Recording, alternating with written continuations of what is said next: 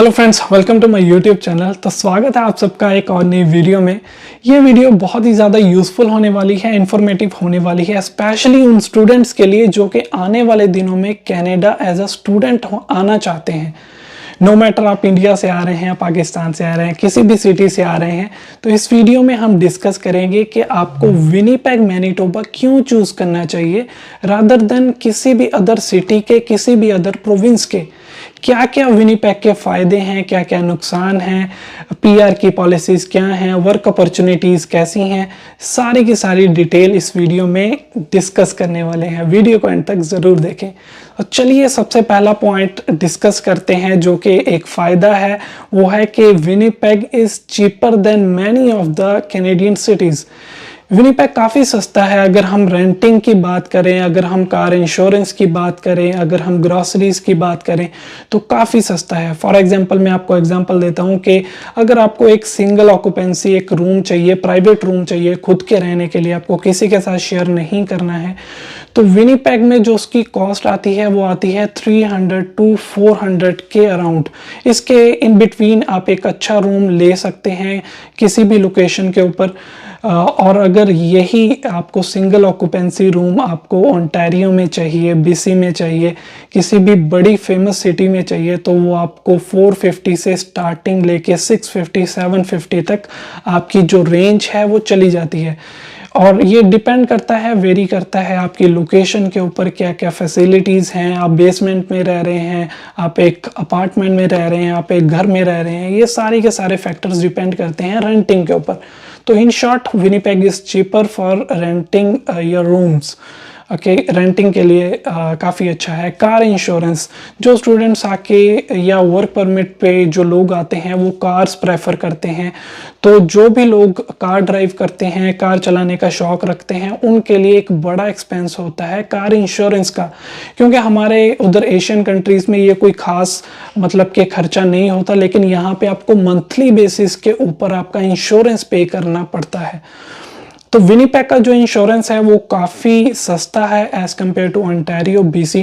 तकरीबन आधे रेट पे आपको यहाँ पे इंश्योरेंस मिल जाता है गाड़ियों का। तो ये भी एक काफ़ी अच्छा मतलब कि फ़ायदा है आपके लिए, जिससे आप काफ़ी सारे पैसे जो हैं आपके बचा सकते हैं। उसके बाद में बात आती है ग्रॉसरीज़ की, फिर गैस की। तो ये सारी की सारी जो चीज़ें हैं यहाँ पे एज़ कम्पेयर टू बाकी सारी सिटीज़, सरी, वैनकूवर, टोरंटो, क्यूबेक की जो भी सिटीज़ हैं, मॉन्ट्रियल, सबसे ज़्यादा चीपर यहीं पे मतलब कि आपको मिल सकता है।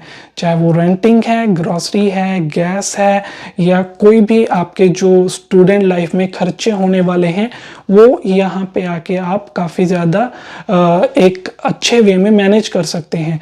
क्योंकि एज अ स्टूडेंट हम लोग ऑलरेडी बहुत सारी फीसेस पे करके आते हैं, तो एक माइंड में प्रेशर रहता है कि जॉब ढूंढनी है, फिर खर्चे निकालने हैं खुद के। तो अगर आप एक ऐसी सिटी को चूज़ करते हैं जहाँ पे आपके एक्सपेंसेस जो हैं वो कम हैं, तो आपको स्टूडेंट लाइफ में कोई ख़ास प्रॉब्लम नहीं आनी चाहिए और नहीं आती है। इसके बाद में अगर मैं कंपेयर करूं विनिपेग को बाकी सिटीज़ के साथ, तो विनिपेग में काफ़ी कम रश है, काफ़ी कम लोग हैं as compare to Brampton, Vancouver, Surrey, as compare to Toronto, as compare to Montreal. तो काफ़ी ज़्यादा आपको एक सुकून भरी जो ज़िंदगी है वो यहाँ पे मिलती है।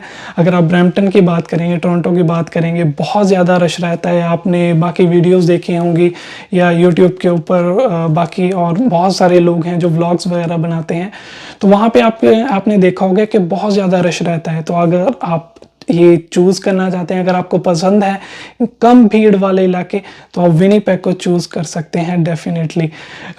रश का एक और बहुत ज़्यादा फैक्टर ये भी है कि हम बोलते हैं ना कि टाइम इज़ मनी कैनेडियंस के लिए। और जब हम भी यहाँ पे आ गए हैं तो कैनेडियंस ही हैं, मतलब जो भी कनाडा में रहता है उनके लिए टाइम की बहुत ज़्यादा इंपॉर्टेंस रहती है। तो अगर आप किसी ऐसे शहर में रहते हैं, ऐसी सिटी में रहते हैं जहाँ पे बहुत ज़्यादा भीड़ है, तो आपका ट्रैवलिंग में टाइम जो है वो बहुत ज़्यादा मतलब कि खर्च होता है, बहुत ज़्यादा आप टाइम जो है वो ट्रैवलिंग में स्पेंड करते हैं क्योंकि ट्रैफिक उतनी ज़्यादा होती है। आपको जॉब पे जाना है, आपके पास गाड़ी है तो आप जॉब पे जाएंगे फिर आएंगे, ट्रैफिक जितने ज़्यादा लोग उतनी ज़्यादा गाड़ियाँ उतनी ज़्यादा ट्रैफिक, सिंपल ये तो क्रोनोलॉजी है। तो विनीपेग में ऐसा नहीं है। हाँ, पिछले 2-3 साल से इंक्रीमेंट हुआ है, लोग आना स्टार्ट हुए हैं, लेकिन स्टिल बहुत ज़्यादा बड़ा डिफरेंस है इस फैक्टर को लेके कि यहाँ पे लोग काफ़ी ज़्यादा कम हैं बाकी सिटीज़ से। इसके अलावा अगर हम बात करें कि अगर आप वर्क परमिट पे आ रहे हैं या स्टूडेंट के बाद में आपको परमानेंट रेजिडेंसी लेनी है और अगर आप खुद का घर बाय करने वाले हैं, खुद का घर आप यहाँ से लेना चाहते हैं, तो विनीपेग एक बहुत ही अच्छा ऑप्शन है आप सबके लिए क्योंकि जो यहाँ पे घरों के रेट हैं वो बहुत ही कम है। अगर मैं नॉर्मली बात करूँ विनीपेग सिटी की, सिटिंग में आप 250,000 का इजीली आप एक अच्छा घर ले सकते हैं, 2 या 3 बेडरूम्स। अगर हम थोड़ा सा विनीपेग के बाहर की बात करें, रूरल एरिया की बात करें या 50 किलोमीटर मान के चलो आप बाहर चले जाते हैं, वहीं पे आप ये घर $150,000 से $200,000 तक इजीली ले सकते हैं। तो ये बहुत ही अच्छा एक फ़ायदा है। अगर हम इसको कंपेयर करें बाकी सिटीज़ के साथ तो एटलीस्ट तो आप 3 टाइम्स लगा लीजिए, 600,000 या 700,000 के अराउंड आपको शायद ये भी कम बोल रहा हूँ मैं, इससे भी ज़्यादा आपको महंगा पड़ेगा 2 बेडरूम या 3 बेडरूम अगर वैंकूवर या ओंटारियो की बात करें। तो अगर आप लॉन्ग टर्म रहना चाहते हैं, कोई ऐसी सिटी चूज़ कर रहे हैं जहाँ पे आप लंबे टाइम तक आप रुकने का प्लान कर रहे हैं, तो विनीपेग या विनीपेग के आसपास की सिटीज़ आपके लिए बहुत ही ज़्यादा अच्छे ऑप्शंस हो सकते हैं। इसके बाद में हम लोग बात करते हैं जो कि मेन पॉइंट है जिसकी वजह से हम इंडिया से आ रहे हैं, बाकी सारी कंट्रीज से लोग कनाडा चूज़ करते हैं परमानेंट रेजिडेंसी। तो पीआर के क्या क्या ऑप्शंस हैं विनीपेग में या मैनीटोबा में? तो एक सबसे बड़ा, बहुत बड़ा मैं बोलूँगा कि एक ह्यूज डिफरेंस है मैनीटोबा का, जो कि बाकी सारी सिटीज़ के से इसको अलग करता है। अगर हम ओंटारियो की बात करें, अगर आपको एक्सप्रेस एंट्री में फ़ाइल लगानी है फॉर एग्जांपल, या कोई उसकी पीएनपी में फ़ाइल लगानी है, तो नॉर्मली केसेस में क्या रहता है कि आपको नॉक ओ ए या बी जो कैटेगरी की जॉब्स हैं उसका जॉब ऑफर आपको रिक्वायर्ड रहता है। कि अगर जिनको नॉक ओ ए बी नहीं पता तो मैं रफली आइडिया दे दूं कि ये कैटेगराइज होती हैं जॉब, सारी की सारी जो जॉब हैं वो कैटेगरीज में डिवाइड की जाती हैं। तो मान के चलो कि आपको कोई भी नॉक ओ ए बी की अगर जॉब नहीं मिलती तो आपको पीआर लेना बहुत ही ज़्यादा मुश्किल हो जाता है उन बड़ी सिटीज़ में। ओंटारियो की बात करें हम या बीसी की बात करें हम, लेकिन यहाँ पे मैनीटोबा में अगर आपके पास उससे लोअर लेवल की भी जॉब है, आपके पास ओ ए बी की जॉब है, वेल एंड गुड। अगर आपके पास सी एंड डी लेवल की भी जॉब है, आप तब भी पीएनपी में अपनी जो फाइल है वो लॉन्च कर सकते हैं। इजीली आप पीएनपी जो नॉमिनेशन है वो हासिल कर सकते हैं। तो यहाँ पे इमिग्रेशन की पॉलिसीज एक्सप्रेस एंट्री होती है, पीएनपीज होती हैं।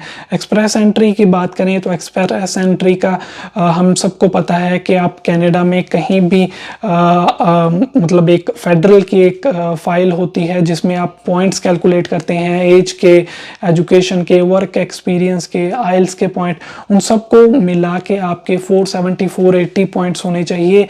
करंटली मैं अगर आज की डेट की बात कर रहा हूँ तो अगर आपके पास उतने नहीं हैं, जो कि मोस्टली लोगों के नहीं बन पाते हैं, तो उनको जाना पड़ता है पीएनपी के थ्रू।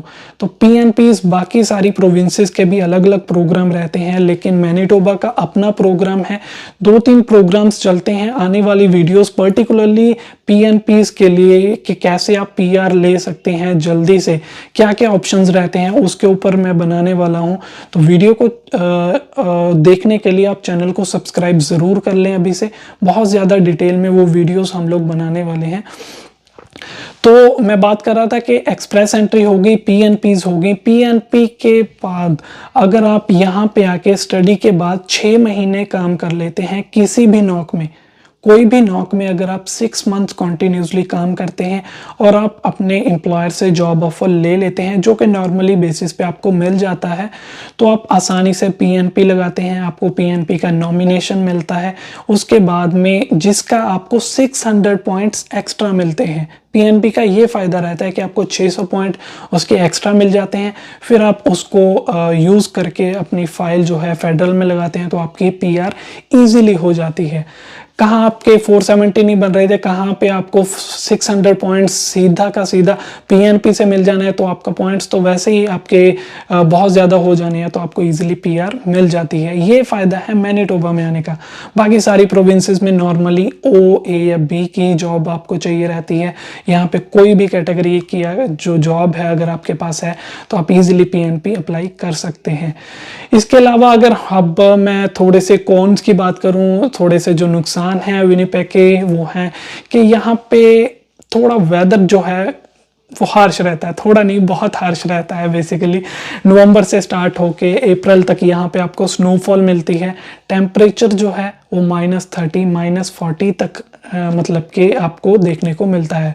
हवाएं बहुत ठंडी चलती हैं। विंटर बहुत ज़्यादा हार्श है, जिसकी वजह से बहुत सारे लोग विनिपेग का रुख नहीं करते, नहीं आना चाहते विनिपेग की तरफ। इसके बाद में आपकी जो सोशल लाइफ है, अगर आप सोशल एनिमल हैं, आपको सोशलाइज होना पसंद है, क्लब्स व्लब्स में जाना या फिर नाइट लाइफ पसंद है, तो Winnipeg is not a place for you.